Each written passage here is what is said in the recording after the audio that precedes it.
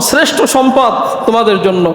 তোমাদের জন্য শ্রেষ্ঠ সম্পদ হচ্ছে এমন একজন নেককার স্ত্রী যে তোমাদেরকে আখিরাতের কাজে সহযোগিতা করে।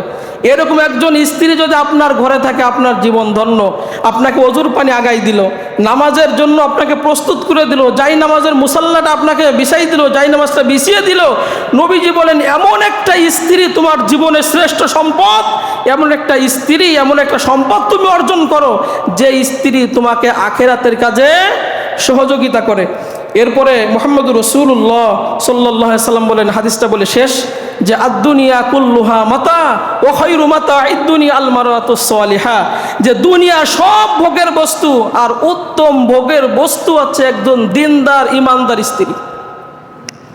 এই জন্য প্রত্যেক নামাজে আল্লাহ দোয়া শিখাইছেন যে রব্বানা হাব লানা মিন আজওয়াজিনা ওয়া যুররিয়াতিনা কুররাতা আয়ুনি ওয়াজআলনা লিল মুত্তাকিনা ইমামা। সূরা ফুরকানের 74 নম্বর আয়াতে আল্লাহ রাব্বুল আলামিন শিখাইছেন, বান্দারা আমার কাছে দোয়া কর, আল্লাহ আপনি আমাকে এমন স্ত্রী দেন যার দিকে তাকাইলে আমার হৃদয় ঠান্ডা হয়ে যায়, আমার চক্ষু শীতল হয়ে যায়, এমন স্ত্রী দেন, এমন সন্তান আল্লাহ রাব্বুল আলামিন আমাকে আপনি দেন। 5 ওয়াক্ত নামাজ শেষ করেন, শেষ করে আপনি নিজে নিজে পড়েন রব্বানা হাব লানা মিন আজওয়াজিনা ওয়া যুররিয়াতিনা কুররাতা আয়ুনি ওয়াজআলনা লিল মুত্তাকিনা ইমামা।